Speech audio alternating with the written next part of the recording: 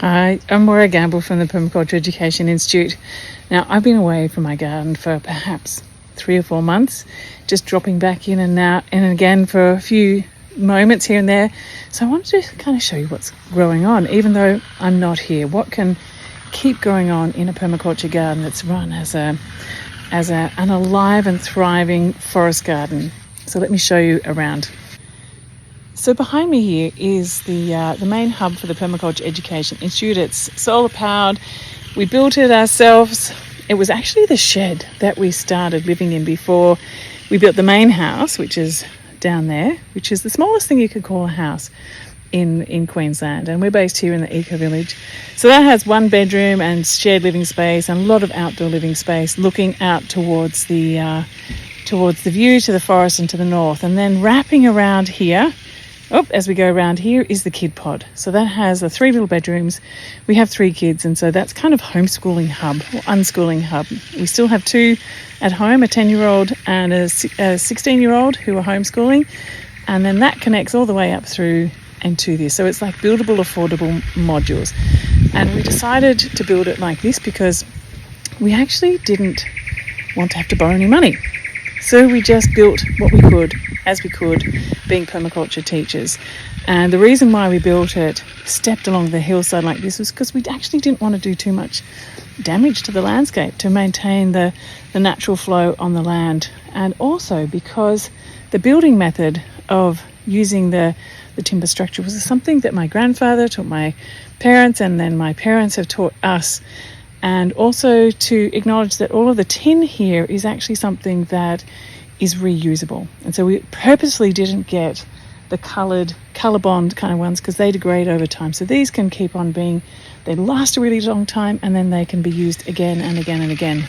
And so then wrapped around us are our gardens, which we have down the bottom. We have the main veggie garden just beside the house, the trellises, the pathway up here. We've got food forests around.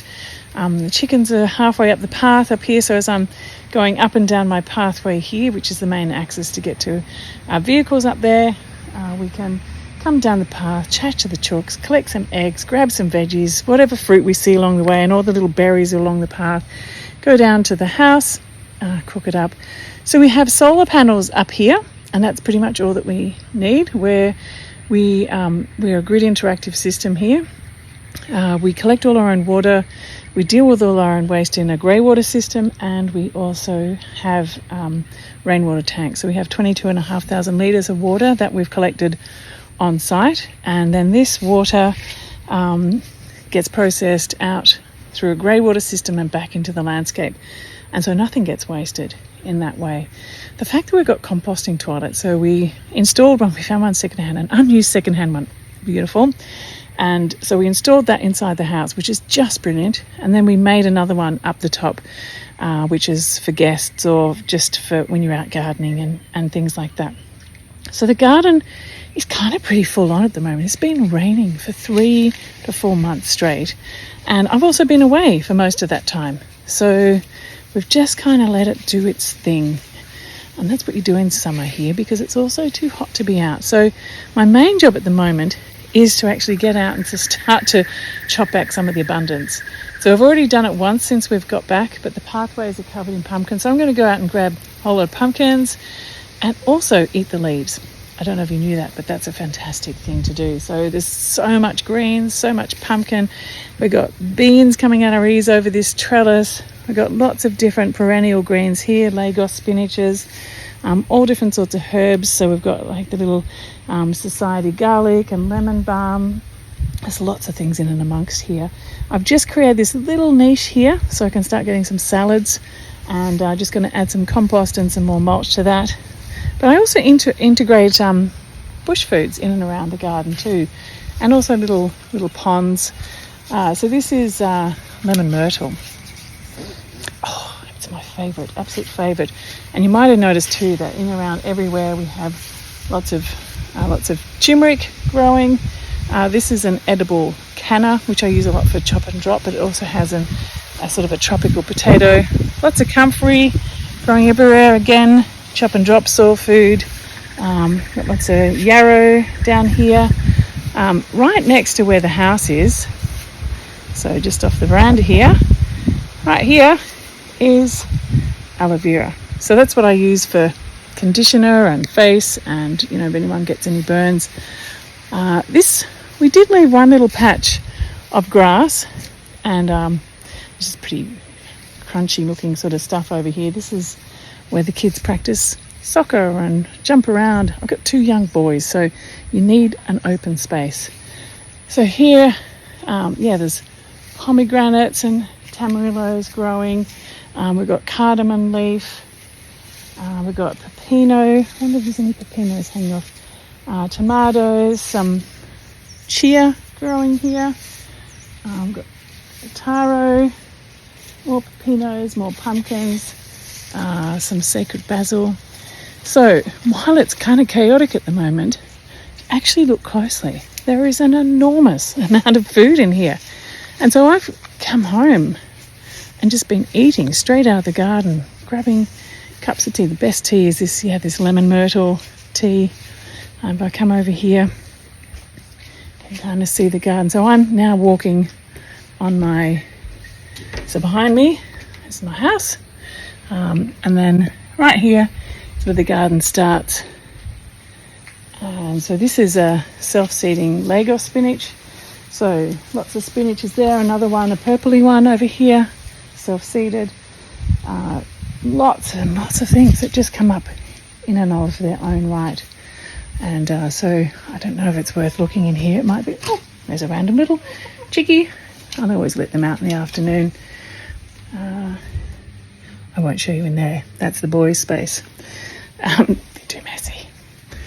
So, yeah, we designed this place and built it ourselves using timber that we could find around. All the timbers along the sides here are all from the local campground here at Crystal Waters. So that campground had this big tree that was looking like it was going to fall over on campers. So they chopped it up, which was perfect time for us because it meant that we could store it and have it ready so that it was here for benches. So we've got it for benches and also for these edges here. And the flooring, all this flooring is from a pack lot of timber that was going to be thrown away or burnt or something because it went through a flood, but it's perfectly fine. I mean, so we had to carry everything down the hill by ourselves, by hand. It's fantastic. It took us a couple of years. Actually, I've just realised that it's 20 years since we started building, and we still haven't finished. I don't mind. It's kind of like those little trims can manage in their own right. I'm taking you down underneath the house here because what we decided to do when we designed the house was to actually make sure that all the plumbing was just in one spot. So it's really just the kitchen pipe that comes down and the bathroom and a little tap in the toilet, and that all comes to one spot, all comes down into this grease pit here, which we had to put in, down underground into a little reed bed, which you can kind of see down there. And then from the reed bed, it goes down into a nut orchard because that's what's below. I decided actually, I've done lots of food forests further down the block, but I just realised I had actually never really got to them very much, particularly when the kids were young. So, and now I'm just so full on, you know, running film clubs, master classes, permaculture educator programs, all different sorts of things. But I try and keep all the activity uphill, where I'm going backwards and forwards. So really looking at where my energy is. So we have sort of a lot of bush tuck here. These are native tea trees and different sort of berry bushes. And then another rainwater tank here, which collects all the water from the house. And this is where we get our water from. I don't know if I can get through here. It's a bit wild. Lots of little bush foods here. So it's been raining. It should be very full. Yeah, I can feel it. Yeah, it's absolutely chock-a-block. Now, behind me on this other side is a compost loo. So this is, you probably don't want to see inside. Let me see. Whoa, actually I will show inside. Yeah, look at that. That's looking pretty good down the bottom. So here's some beautiful native ginger, picks up all the splashes of water that come out of the rainwater tank. It's a lovely little wild spot down here. Lots of lamandra for weaving. Gosh, it's a bit hot and sweaty. I hope you can see, like my glasses are falling down. All different sorts of brachychitons, backhausias. And then down here is one of the lakes. So I designed the house so that when you're actually in the kitchen and in the dining room, you look out across the lake and to the national park in the distance. And so within Crystal Waters, there's 640 acres, and there's about 250 people living here.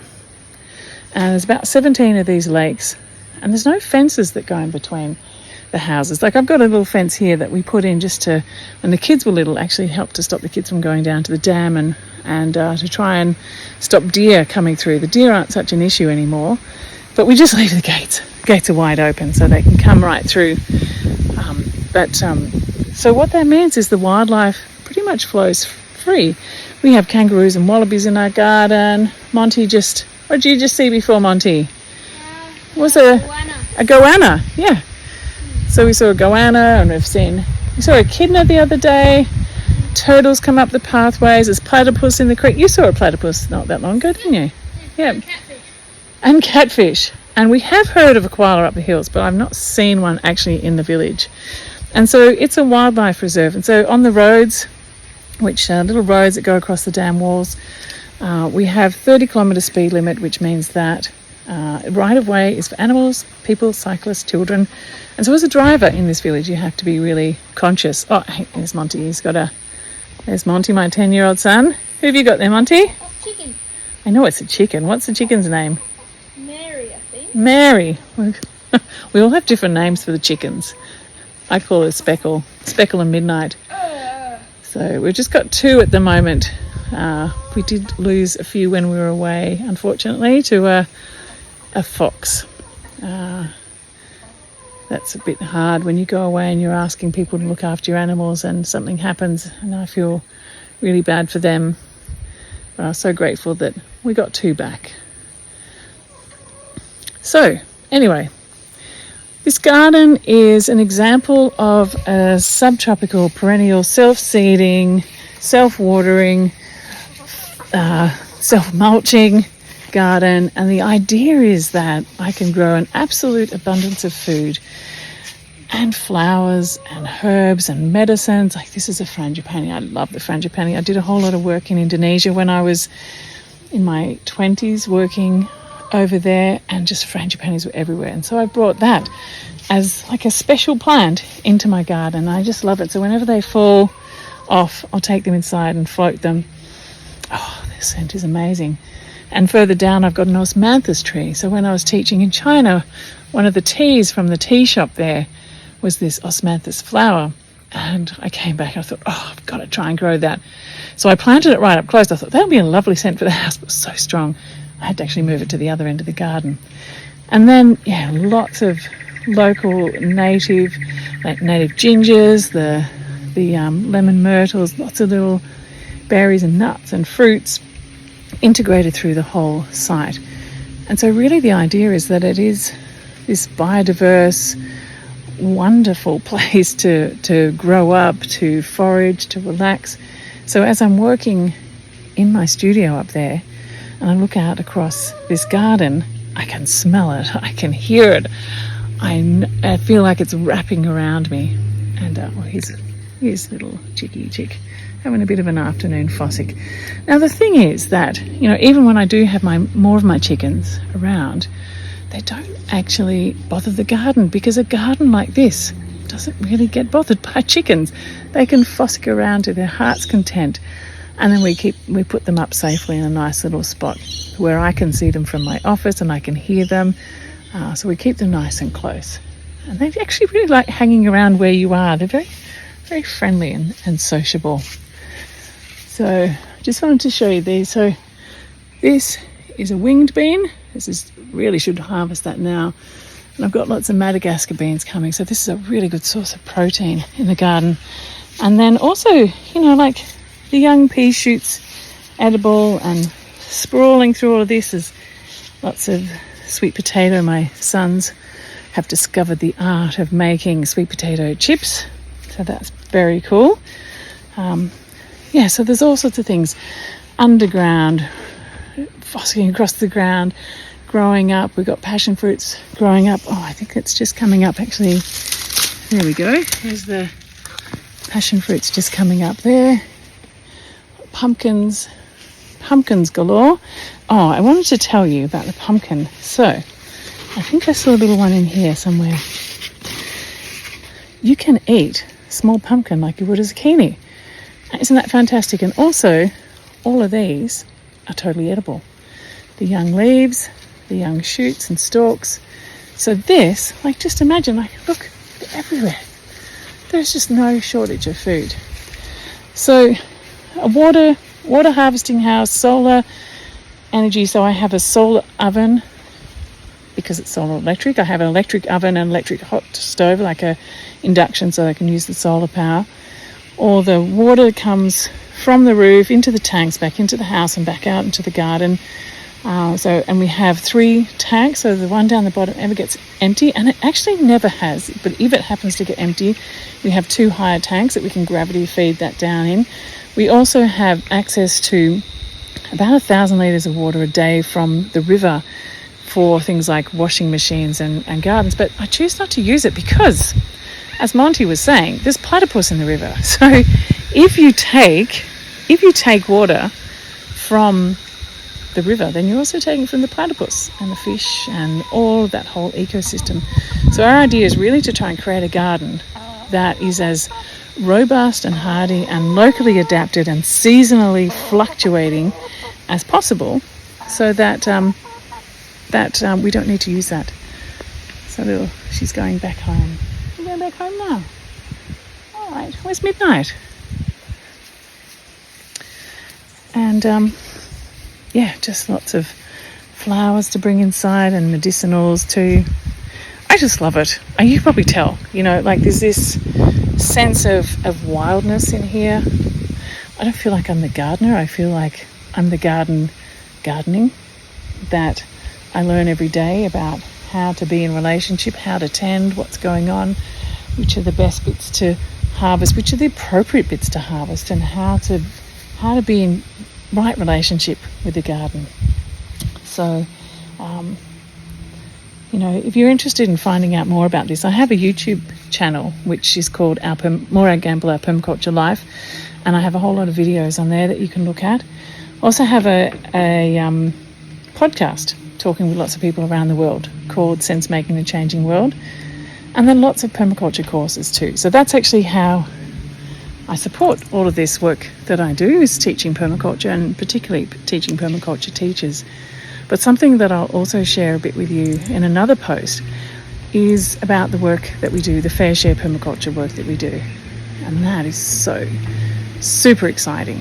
I am just absolutely in awe of the work that these young refugees are doing.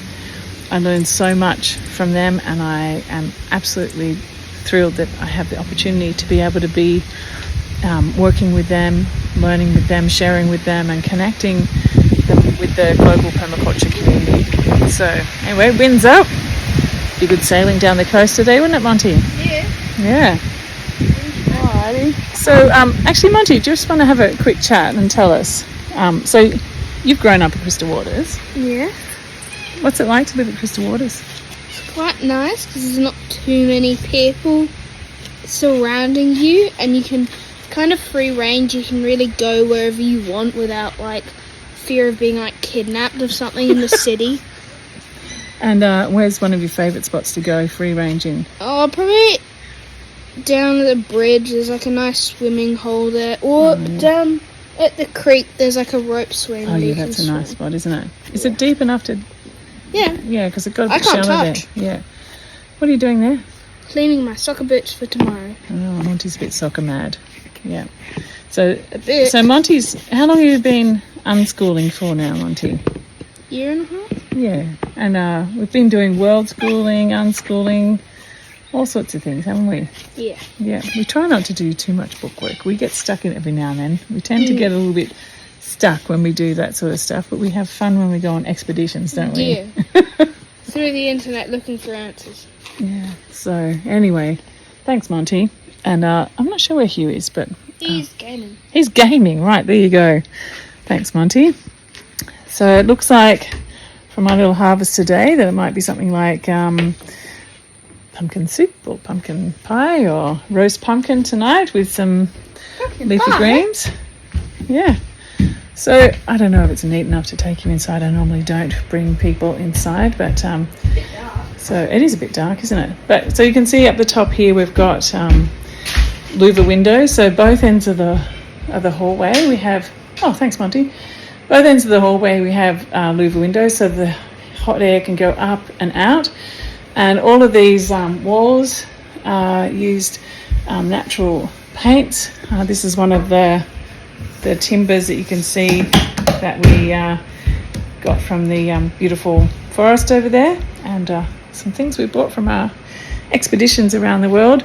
So this is the sort of the one, so we've got the kitchen on this side, the dining room, homeschooling spot. You're seeing this raw as it is. No special tidy up or cleaners around these parts, especially with two boys. We don't have much help with cleaning, do we, Monty? So then we have a bedroom in there, bathroom in there, and the compost loo in here. So this is the compost loo. So that just goes out down to the bottom where I showed you before, and then we go around this little back walkway, which was meant to be an outdoor walkway, but we covered it in because when the kids were little, they didn't want to come across in the middle of the night. And I'm definitely not going to show you this room because this is definitely boy space, but they each have their own little rooms and pianos, and then up those stairs is to my office.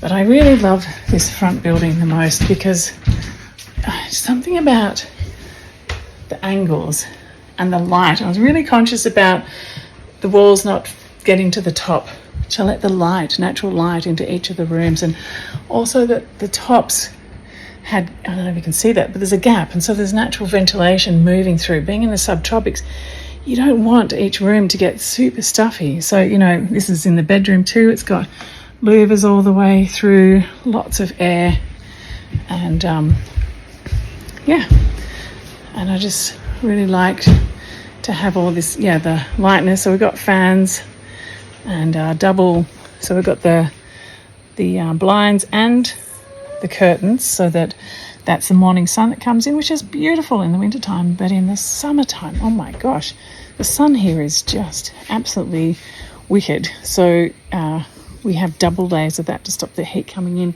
We have actually got plans, and you can see these pots along here.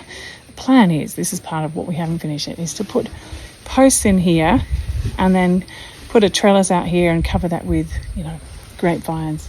What we just haven't quite worked out is how to connect it at this very interesting junction at the end here. So we've got quite an interesting angle, and if anyone has any good ideas, let me know. So that's what we'll do. So that will then moderate the summer sun into the eastern part of the house. But this is also a really important room of ours, this outdoor room here.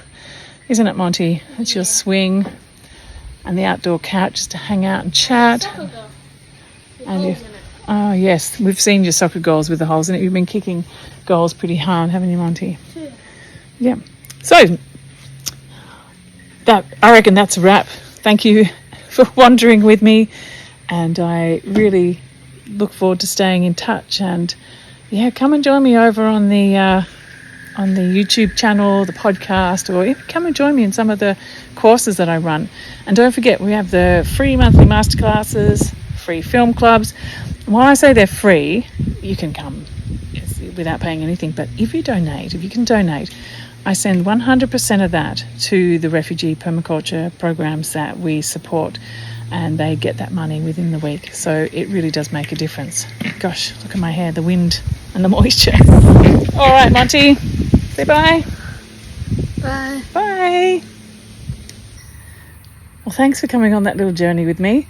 I hope you can see how actually quite easy it can be to create a thriving abundance when we work with nature, when we use the principles of permaculture, when we rehydrate the soil, when we add so much organic matter that it just comes alive and feeding the soil organisms, the soil life.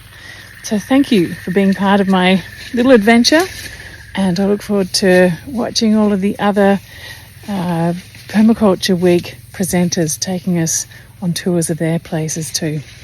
Take care. Bye.